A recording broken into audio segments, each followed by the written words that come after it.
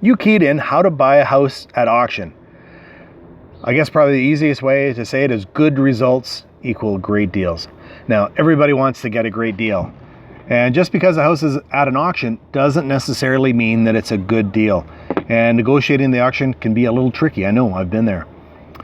Now, the auction house or the auctioneer isn't working for you. He's working for whoever owns the house, whether it's the bank, the county on a tax foreclosure, whether it's whoever. It could be like a corporation that owns a bunch of houses, or maybe a individual that needs to liquidate cash or is being forced to liquidate cash. So just remember, they don't work for you. Their goal is to get as much money for that property as they possibly can. Now, I had an auctioneer friend of mine whose goal was to get the auction bids up to 125% of the retail value. That's 25% more than you could buy it at the store. That was his goal, and he often achieved it. And the reason he's able to do that is because auctions are sold through emotion. That's why they go so quickly. So you're not even thinking, your heart's, if you go to an auction, just sit in one, put your hand over your chest, you'll feel your heart starting to pound when they're going 55, 60, 65, 70, and you can't really not be in, can't help but getting excited about it. I'm getting excited just talking about it. So before you get to the auction, I got a few recommendations for you. First off, if you have a chance, go to an auction when you have no desire to buy anything, just to watch what goes on, just to watch the excitement, the fear, and the emotional turmoil that goes on in the auction, and just watch the people. It is going to be really key for when you go in there when you're doing it live. I did it my first time. I went to a real estate auction and it blew me away. There was 150 people there. There was 10 real players, and just to watch the goings on back and forth. And I was watching people buying useless pieces of land that you couldn't even get to unless they had a helicopter for $20,000 or $30,000. They were completely landlocked. So you really want to do that first, see what the emotion's all about. Before you get to that, on to the next one, is to find out if the house is vacant. You're going to want to be able to get into it. If it's far away the other side of the country, you want to get a realtor into it to have a look around, and you're going to want to get a building inspector and a handyman or contractor to go through the property if it's possible. You're also going to want your realtor to do a CMA, which is a comparative market analysis, to find out how much other properties that are similar are selling for in your area.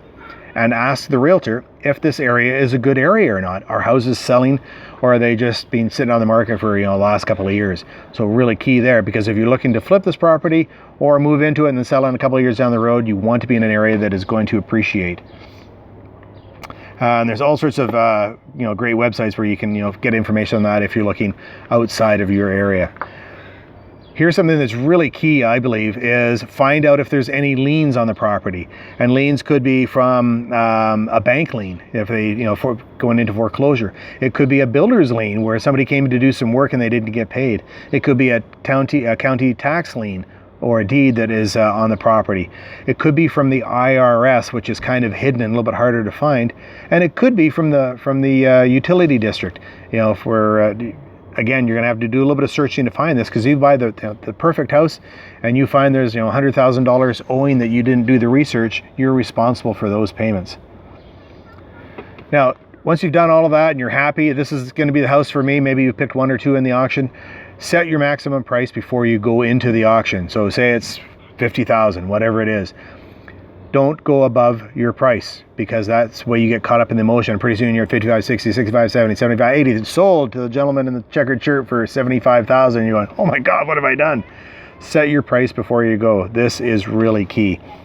Watch the other bidders, because they'll get into a bidding war with them. On another video, I'll explain some of the best ways to win that bid. But for this one, we'll just keep this fairly simple on the question they asked of how to buy a house at auction. And I saw a lot of people just, as I said, getting caught up on auctions on buying things that had really no value. If you like to look at it, I found the auctions were great. Buying real estate has always, been good to me, but it's very cyclic. It's up and down, and I need a more constant cash flow in my life. I got involved in an online marketing business, which has just blown me away. Not only is it, consistent, it is fun to do.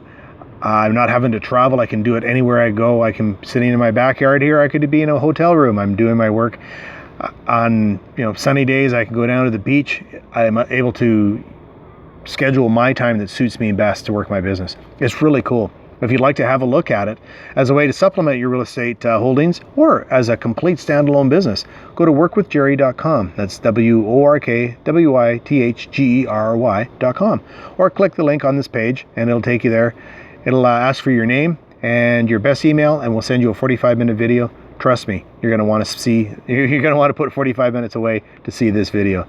This is Jerry wishing you a great day and good luck on the auction. Cheers.